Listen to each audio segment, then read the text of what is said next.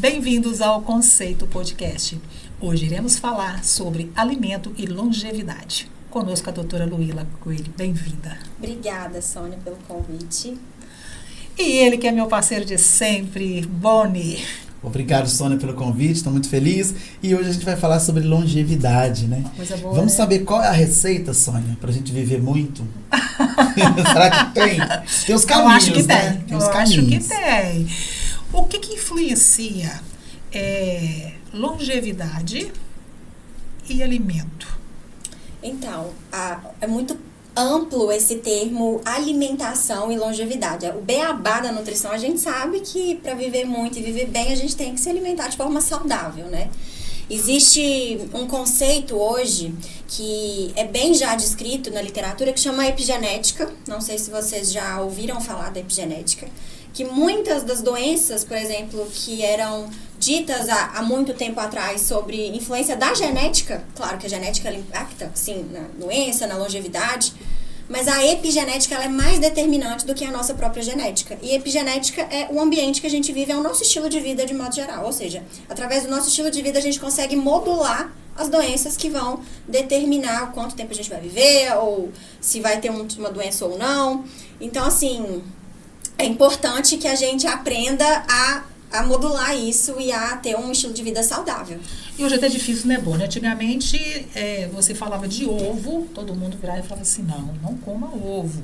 Abacate era um perigo. Hoje em dia, tudo é liberado, né? Então, as coisas que eram ruins passaram a ficar boas. Uhum. Então, isso gera na gente uma insegurança também muito grande, né? Você fala, como abacate? Não como, e aí como é Não, que antigamente fica, né? comer ovo, depois comer manga, era caixão e vela Leite preta. com manga, né? Leite com manga, então, nossa, era morte na certa. Mas eu acho que eram costumes culturais que faziam as pessoas viver um pouco mais. Mas até hoje existem mitos, que a gente já sabe que são mitos, mas que os antigos trazem para, por exemplo, o termo remoso. Vocês já devem ter ouvido Sim. falar.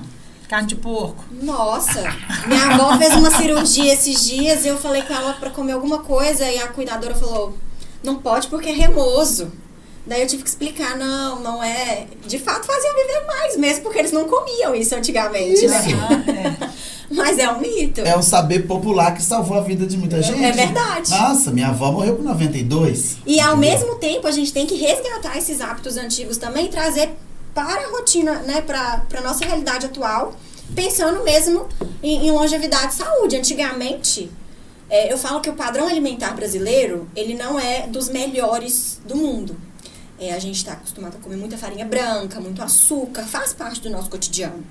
E antigamente, quando as pessoas não tinham como comprar, porque não era de fácil acesso, eles faziam o quê? Eles plantavam e comiam. Então a gente tem que também resgatar esses hábitos antigos para os dias de hoje. Por que não comer uma batata doce cozida pela manhã? Porque tem que ser um pão.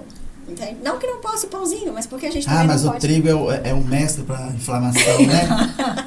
Eu já ouvi dizer, é verdade ou não? Então, o Trigo. termo inflamação, infelizmente, ele ficou banal. Qualquer alimento hoje em dia inflama. A inflamação, ela é um processo fisiológico do nosso corpo. Vai acontecer. E é importante que aconteça.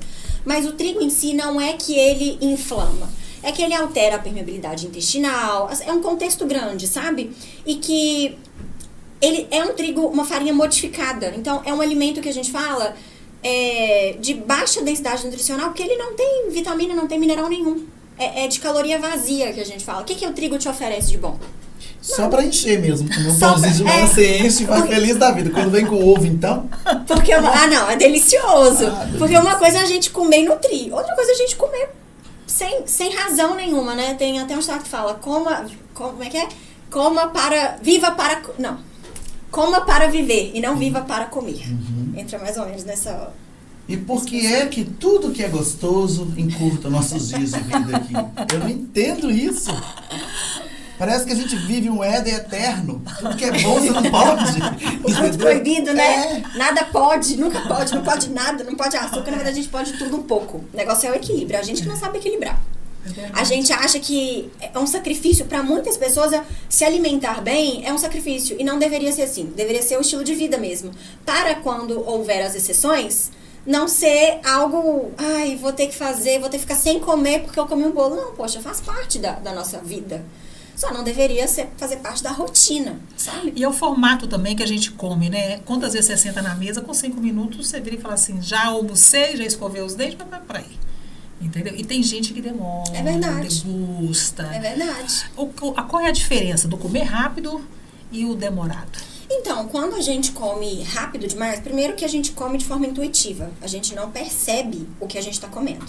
Então, se você, por exemplo, precisa emagrecer, você vai comer muito mais do que você deveria, porque você comeu muito rápido. Não dá nem tempo de fazer a digestão. Às vezes, atrasa a digestão, porque a gente precisa mastigar bem o alimento. Eu falo que Deus, ele é perfeito. Ele colocou dente na nossa boca, não é de enfeite, pra gente poder mastigar, né? A saliva produz enzimas pra gente poder digerir aquele alimento, aproveitar o máximo que a gente consegue daquele alimento. Uma pessoa que come devagar, ela consegue colher todos os benefícios. Ela consegue ter mais saciedade, porque o alimento chega já diluidinho no estômago dela ali. Ela consegue aproveitar bem os alimentos, ela consegue ter controle da quantidade que ela come, então ela sente mais saciedade do que uma pessoa que come rápido. Você pode perceber que uma pessoa que come rápido, se você der mais comida, ela vai comer. Espera um tempinho, ela já vai estar saciada. Dizem que é porque o cérebro demora a entender que ela encheu? Demora um pouquinho. É um hormônio que ele sinaliza, quando chega no intestino, depois de um tempinho, a gente libera um hormônio que sinaliza para o cérebro saciedade. É o hormônio que eles falam que é o do prazer, ocitocina? Não, é um que chama GLP-1. Esse eu não conheço, não. Esse eu nunca vi, não. Esse é novo. Esse é um hormônio polêmico. Ele é um hormônio polêmico. É, por quê? Porque hoje em dia tem muitos medicamentos análogos a esse hormônio que contribuem para o emagrecimento. Ah, meu Deus do céu. Se eu gostei de um, eu prefiro não comentar. Existe uma dieta específica para longevidade? Existem estilos de vida, não uma dieta em si. Quando a gente fala dieta, a gente pensa no porcionamento exato dos alimentos. Quando a gente fala de padrão alimentar, de estilo de vida, existem os alimentos em diversas quantidades, cada um come, né, na quantidade que lhe convém.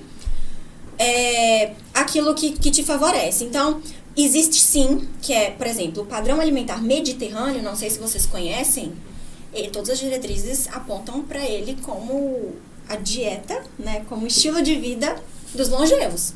Por quê? Porque as pessoas mais longevas do mundo hoje, elas têm esse padrão alimentar, que é um padrão alimentar rico em gorduras, ricos em carnes brancas, carnes magras, não tem tanta carne vermelha, muitas frutas. Quando eu falo gorduras, é azeite. Rico em gordura? Rico em gordura, abacate, azeite, oleaginosas. Não é gordura de porco, não. Vamos deixar claro isso aqui pro Muitos pessoal de grãos, casa. muitos grãos. O Mediterrâneo tem muitos grãos. E são as pessoas mais longevas da Terra. Então eu falo assim, a gente precisa trazer um pouco isso para o nosso padrão alimentar ocidental, né? Aqui a gente come muita carne, né? A gente come muita farinha, muito açúcar. Muito açúcar. Muita carne e açúcar. Muito. Tudo com açúcar. Tudo. Até comida, o povo às vezes coloca açúcar. Coloca. Daqui a pouco eles vão aquelas passando carne e pontinhas fazendo de açúcar. É verdade. Coloca. Pra dourar, Aham. faz parte. É engraçado, né? E quando a gente tira ou pede pra reduzir o alimento, o açúcar, o trigo, hoje em dia, infelizmente, existe um termo chamado de terrorismo nutricional, ao qual eu não concordo, porque eu não acho que é terrorismo, eu acho que é cuidado e prevenção, de retirar esses alimentos. Entendeu? De retirar não, de reduzir. Porque retirar a gente não consegue nem precisa retirar. Porque também a gente precisa de um pouquinho de açúcar. A gente precisa de tudo um pouco. É a questão do Porque equilíbrio. a energia, né? Nossa, tem dia que a gente não come coisa doce, a gente fica uma fraqueza, que é uma coisa terrível. Então, eu já ouvi dizer, eu tô aqui, tudo que tô falando com ela, que eu já ouvi dizer e confirmando se é verdade. Porque ela já destruiu um monte de dogma que eu tinha aqui, que eu achava que era verdade, que eu levava como assim, uma regra religiosa na vida. Eu já ouvi dizer que o açúcar, ele é responsável por nos dar energia. Então, o açúcar, ele é energia, carboidrato de modo geral, o açúcar é um tipo o açúcar simples. Quando você fala açúcar, você pensa no açúcar branco, né? No açúcar refinado, no açúcar de adição. É uma fonte de energia, sem dúvida nenhuma. Um atleta de alto rendimento, ele toma ali um gelzinho de carboidrato, um gelzinho de açúcar para poder fornecer energia, porque é energia primária, imediata. Mas todos os macronutrientes, gorduras e proteínas, também fornecem energia.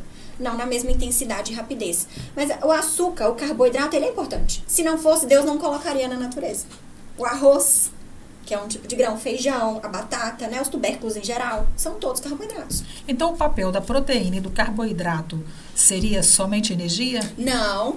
várias outras funções, construção muscular, reparação tecidual, funcionamento das nossas células, funcionamento da nossa mente, do nosso cérebro, que depende de gordura, depende de carboidrato. A gente precisa de carboidrato para poder pensar, para poder concentrar, assim como a gente precisa de gorduras boas.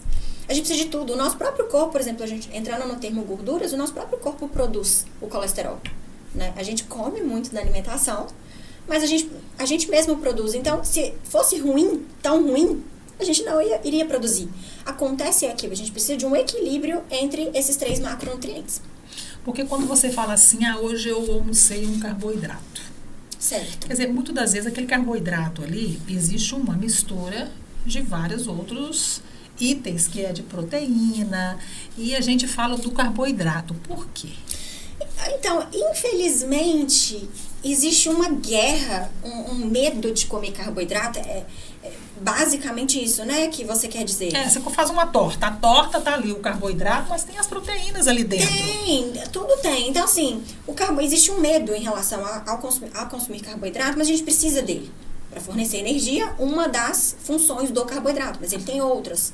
Por exemplo, construção muscular. A gente não consegue ganhar músculo pensando em longevidade, porque se a gente não tem músculo, a gente dificilmente chega na terceira idade bem, porque não é só chegar na terceira idade, chegar bem, né? A gente precisa de músculo, porque músculo é energia. Então, a gente precisa de todos, a gente precisa do carboidrato. Existe esse medo de comer carboidrato. Não precisa do medo. Mais uma vez, volto pro equilíbrio. Quando ele tá rindo, lá vem coisa. Lá vem.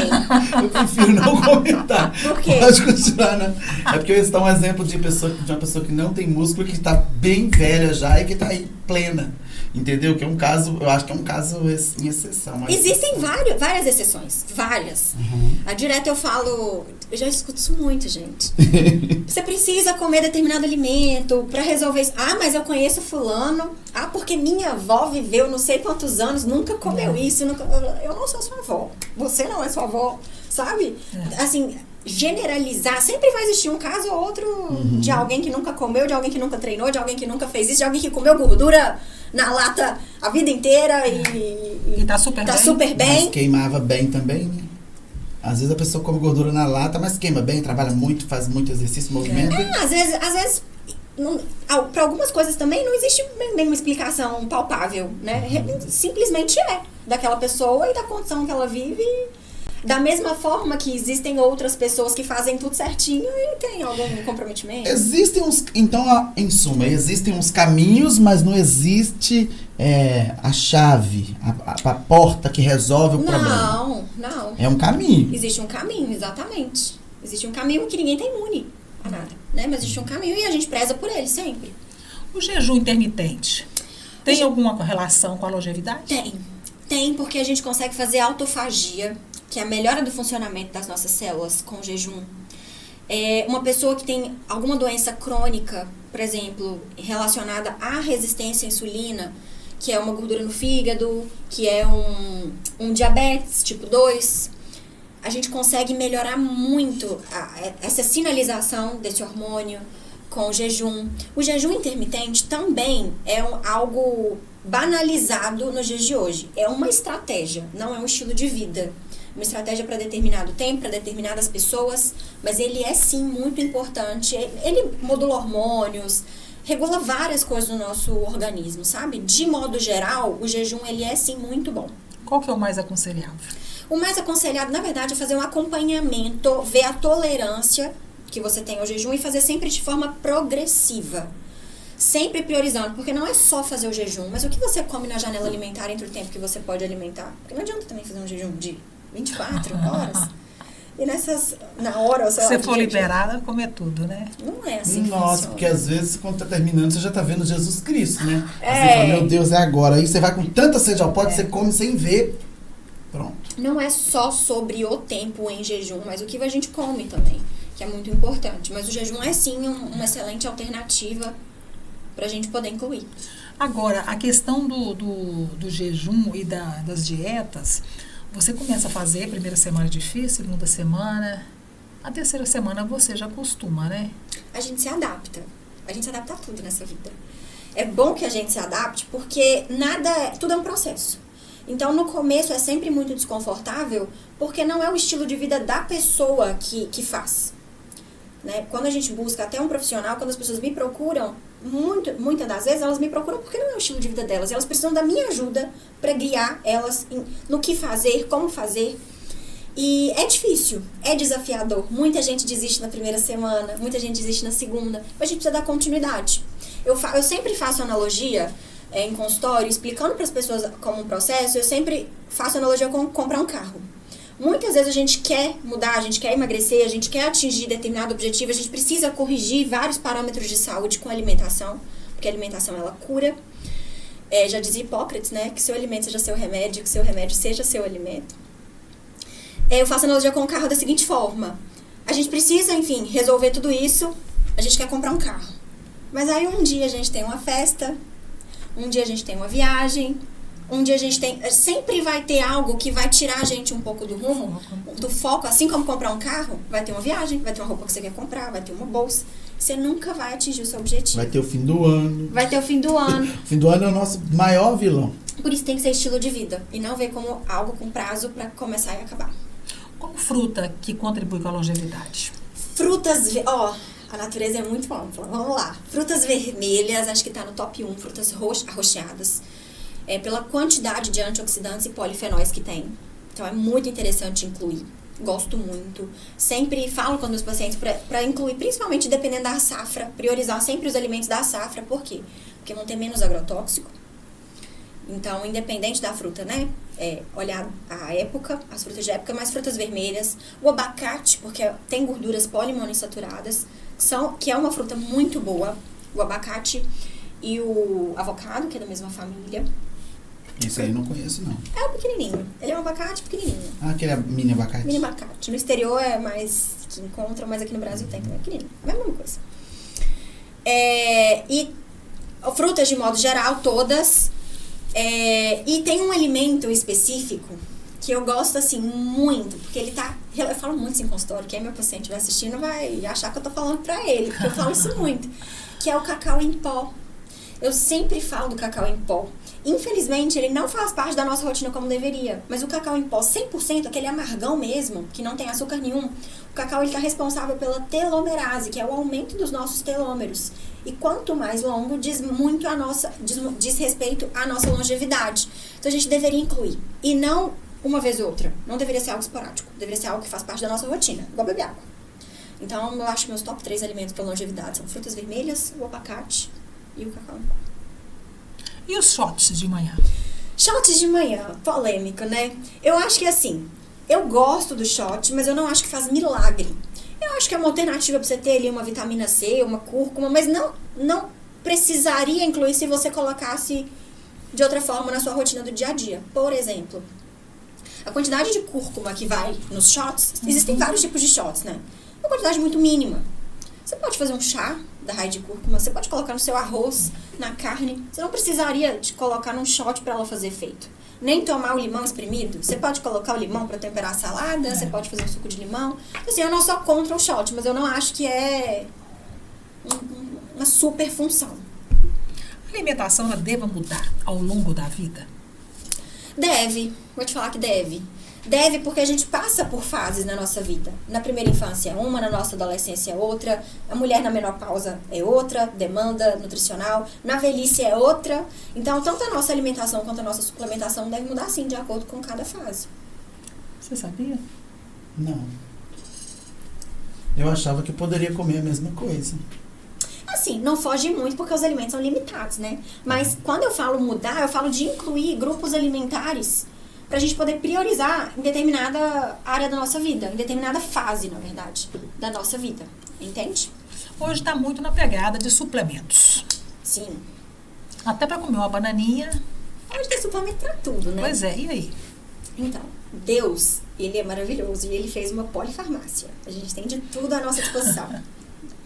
Mas a gente não come na quantidade que deveria. E dependendo da fase, um idoso, por exemplo, ele tem uma demanda muito grande de nutrientes que ele não conseguiria comer, primeiro pela falta de mastigação, pela falta do alimento, enfim. E aí, a suplementação ela é necessária. Então, assim, eu sou super a favor da suplementação, eu uso, prescrevo, ciclo, porque eu não acho que tudo precisa de ser uso contínuo, algumas coisas sim, mas a maioria não, a gente pode mesclar, mas não é algo, dependendo da pessoa, né, do padrão de vida que ela tem, é muito melhor priorizar a comida do que a suplementação. O que eu acho interessante, que quem é gordinho, eu falo assim, eu vou pra fazenda, aí eu chego lá, como o meu pessoal lá em casa quase não vai na fazenda, eu trabalho na fazenda, eu deixo a geladeira uma verdadeira piscina. Porque o que tem na geladeira, quando eu chegava, eu comia. Eu Entendi. comia. Então, eu parei com isso. Mas aí eu cometo um outro erro, que é ficar muito tempo sem alimentar. Principalmente quando eu vou trabalhar. Então, é um erro também que a gente comete tão grave quanto comer errado, né? Na verdade, o problema de ficar sem se alimentar é a compensação. Por quê? Porque vai gerar mais fome. E aí você vai compensar na refeição seguinte. E essa compensação nem sempre é como deveria. Por quê? Porque a fome é um gatilho muito importante de prazer. Você vai querer sentir prazer. Dificilmente você vai querer quebrar, parar essa fome, saciar essa fome com um prato de salada. Na maioria das vezes você quer um hambúrguer, uma pizza. E é aí que tá. É aí que tá o problema. Não é só em pular uma refeição. É no que você vai comer depois. O problema é só esse. Quando a gente fala assim, vamos fracionar, até os suplementos entram aí. Muitas vezes eles vêm para ajudar por questão de praticidade. Às vezes uma pessoa precisa emagrecer, por exemplo, e ela trabalha, nossa, eu não tenho como comer à tarde, porque eu fico a tarde inteira ocupada no escritório, não tenho a menor condição de eu parar para fazer uma refeição. Só que ela chega à noite cansada da rotina de trabalho e ela vai preferir algo que dê prazer. Se a gente dá um suplemento que é só ela diluir em água, por exemplo, que ela leva na bolsa, algo prático, resolve o problema dela. Ela fica saciada, inconscientemente, ela não vai ter aquele desejo por comer algo que dê prazer à noite. Então ela chega à noite e consegue manter ali a alimentação dela como deveria. Você tá vendo, Já né? leva um suplemento pra fazenda, então, entendeu? Deixa a geladeira sempre cheia. Pois é, a questão do suplemento aí que você só misturar em água, eu, por exemplo, eu não sou dessa turma de suplementos, entendeu? Aham. Então, assim, nem conhecia, não sabia. Tem o whey protein, né? Que é uma opção de proteína, que tem colecistoquinina, que tem aminoácidos O whey protein é feito de soro, não é? do soro do leite. Pois é, então, não é melhor tomar o leite? Então, tem vários tipos de whey, na verdade. Tem whey vegetal, tem beef protein hoje em dia, que é a proteína da carne em pó. É mesmo? Que é muito legal, muito interessante. E é isso, tem barrinha de proteína. Aí, gente, tem muita coisa hoje em dia. Tem pipoca, tem biscoitinho, tem muita coisa saudável. O mercado fitness, né? A gente usa esse termo, ele é muito amplo. Ela falou dos alimentos aí de fitness, né? Me fez lembrar dos orgânicos. Maravilhosos, mas infelizmente difícil acesso e com preço muito mais alto do que os alimentos de supermercado. O que você acha da hidroponia? Então, pensando nos agrotóxicos, a gente sabe que eles vêm pelo ar também, né? Não só do solo. O solo, ele precisa, não sei se você sabe dessa informação, mas pra gente considerar um alimento orgânico, o solo tem que estar 10 anos sem receber nenhum tipo de agrotóxico. Então não é assim, comprei uma terrinha, comecei a plantar e o meu alimento é orgânico. Não, a gente não sabe quem estava ali, o que colocava antes.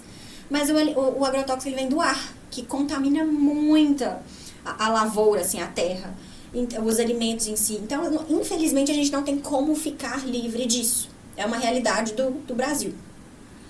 Mas eu acho que hoje em Governador Valadares, a gente já vê algum supermercado, bem timidamente, você já encontra esses produtos nas prateleiras. Os hidropônicos. Os hidropônicos. Mas tem empresas que montam estufas, por exemplo, em Ipatinga, tem um moço que ele montou uma estufa dentro da cidade. Ele tem uma estufa dentro da cidade de hidroponia, onde ele plantou lá os pezinhos de alface no cano e aí ele coloca os nutrientes na água. Sim. E a água, ela é uma água corrente, ela não é parada, ela vai passando e aí ela vai levando os nutrientes para a raiz da planta e cresce rapidinho. Pois é. Só que quando a gente pensa em agrotóxico, ele é um produto tóxico para preservar o alimento, a planta, a raiz, enfim, o que seja, da praga. Então, apesar da quantidade de nutriente, eu não sei te dizer se ele vai estar isento ou não de agrotóxico. Aí é que tá. Muitos, eles fazem estufas justamente para proteger a planta da praga, para evitar ter que aplicar agrotóxico. A estufa, ela tem porta. Sim. E aí a praga, ela não vem, né? Agora, eu não sei se a planta desenvolve alguma coisa ali. Eu não sei eu não sei te dizer ao certo qual tipo de praga, porque são muitas, né? Como que é feito esse controle. Porque eu sei assim, o Brasil hoje é o país que mais libera agrotóxico no mundo inteiro, porque são muitos tipos, muitos. Mas é difícil você conter praga ter o controle, né, de uma produção muito grande. Eu comento porque uma coisa é a gente ter uma horta, onde você tem um canteiro de couve, um canteiro de alface. A gente lá na roça tem isso tranquilamente. Minha mãe planta e tem lá 2 pés de mamão, que dão mamão lá o ano todo. Agora, se você planta grande quantidade de couve, você tá morto, porque o pulgão te mata. Você tem que arrumar um meio de... Entendeu? É disso que eu tô falando. Porque quando é pouco, a praga não vem. Agora, quando você planta muito... O controle. Como controlar isso? São os grandes desafios. Você ter um defensivo agrícola que não seja prejudicial à saúde. Que é difícil, né? Verdade. Muito. É difícil. Mas o agrotóxico, infelizmente, faz parte da nossa realidade. Por isso, quanto melhor for a nossa alimentação, menos impacto a gente vai sentir, porque a gente já está contaminado por toxina o tempo inteiro. Eu falo que, a gente fala, né, de longevidade, claro, não dá para deixar de entrar nesse tema. A gente pensa na toxina sempre voltada para o agrotóxico, mas tudo tem. A água tem, né, o saneamento no país ele é um saneamento básico. Então, assim, tudo tem agrotóxico, tudo tem toxina de alguma forma. Produtos cosméticos, nós mulheres, principalmente, a gente está exposta o tempo inteiro. Então, assim, a gente faz o mínimo, a gente faz um pouquinho para tentar amenizar isso. Né? E a alimentação, ela tem que ser a base mesmo, a raiz, para a gente poder tentar uma vida longa e saudável. Hoje a falta de tempo e a falta de dinheiro também, ela também prejudica muito a gente ter uma vida mais saudável, né? Porque as pessoas hoje buscam um restaurante, um iFood da vida para se alimentar. E a questão da falta de dinheiro é porque você tem que comprar o que é mais barato. E muitas vezes o mais barato não é o mais saudável. Não deveria ser. Infelizmente, não é essa a nossa realidade. De fato, o mais barato é o menos saudável. É o que a indústria consegue produzir em grande escala. E é o que dura mais na prateleira. Né? É o que é menos perecível. E é isso. Você acha que nós, que estamos tentando ter uma vida saudável já numa terceira idade da vida, adianta? Claro que sim. Nunca é tarde pra gente começar. Isso não é papo de nutricionista, não. Sempre adianta. A gente sempre consegue melhorar alguma coisa, começar a introduzir alguma coisa. O nosso corpo, ele responde muito bem e muito rápido. Quando eu falo rápido, não é em relação a emagrecer ou a... Ele responde muito bem ao que ele está precisando. Então, quando a gente começa a dar alimento, é igual um carro que precisa de gasolina. Se você dá gasolina pro carro ali na hora, ele rapidamente vai responder. O nosso corpo é da mesma forma. Quando a gente começa a nutrir, a gente começa a perceber mais disposição, a gente começa a perceber melhora no sono, a gente começa a perceber melhora no intestino, a gente começa a perceber várias melhoras. Então, nunca é tarde. Principalmente para, né, quem está caminhando aí, quem já passou dos 50, já passou mais da metade, sempre dá para suplementar como precisa, sabe? Para corrigir a alimentação. Sempre dá. A gente só percebe melhora. Muitas das vezes as pessoas não procuram um nutricionista, um apoio, porque imagina que o custo está fora da realidade. Um nutricionista hoje, qualquer pessoa pode ter acesso? Qualquer pessoa pode ter acesso. Hoje em dia tem nutricionista que atende por plano, tem nutricionista no posto de saúde. Não é a gente pensa, né? A gente pensa não. Infelizmente as pessoas pensam que não, é um gasto supérfluo. Mas não deveria ser visto dessa forma. Quando a gente pensa em prevenção e tratamento de doenças, a alimentação é base. Então, é a base mesmo, assim, é igual construir uma casa. Não é só colocar as janelas e os adornos, a gente precisa de ter a estrutura. Então, a alimentação começa da raiz mesmo. Porque parece simples ensinar uma pessoa a comer, mas muita gente ainda faz o beabá, que é o básico, o arroz com feijão de todo dia, errado. Então, não é difícil. Eu acho que todo mundo deveria passar por pelo menos para ter uma aula de como aprender o que você precisa, porque generalizar o que é uma alimentação saudável, todo mundo sabe. A gente dá um Google na internet, ninguém precisa de nutricionista para aprender que arroz, feijão, carne, salada é saudável, né? mas o que você precisa. Quais são os nutrientes que vão fazer você ter uma vida mais saudável, sabe? Quais são as condições, o que seus exames te falam, quais nutrientes incluir, o que retirar, o que você não deveria consumir, de acordo com tudo, com o seu histórico de vida, com o seu histórico de genética mesmo, de doenças associadas na família, com sinais e sintomas que o seu corpo tem, entende? Fazer esse mapeamento. É importante. Com o histórico da família, principalmente, né? Aí você vai conseguir atacar mais pontualmente a sua possível doença que você vai ter no futuro. Então, assim, eu acho que é bem exitoso. Doutora Luíla, muito satisfeito com o nosso bate-papo. Eu acho que as pessoas devem iniciar o ano já pensando, né? Já fazer as mudanças, e não só pensar, né? Mas fazer a mudança no decorrer do ano. Eu acho que as pessoas hoje estão mais favoráveis, né, às mudanças. Antigamente você fazia um monte de projeto e entrava o ano, saía o ano e aqueles projetos ficavam lá em janeiro. Hoje em dia as pessoas estão mudadas, né? Eu espero que as pessoas tenham mais consciência ainda no próximo ano e que você continue seguindo essa carreira linda sua aí, que é de ajudar, né, a abençoar as pessoas aí. Amém. Com mais vida, com mais longevidade, né? Amém. Eu que agradeço, Sônia, o convite. Eu acho realmente também que uma das minhas missões dentro da profissão é de fato abençoar com as minhas palavras mesmo, com a minha forma de dizer. Eu acho que sou muito dinâmica. Ensinar que a alimentação é bíblico, né? Deus deixou tudo pra gente poder usar e eu tenho que ser porta-voz disso de alguma forma. Mas eu te agradeço a oportunidade. Obrigada. Boni, mais uma vez, muito obrigada pela sua participação. Ok, obrigado, Sônia. Sempre que quiser pode me chamar que a gente vem. Até mais. Conceito Podcast. Se inscreva em nosso canal.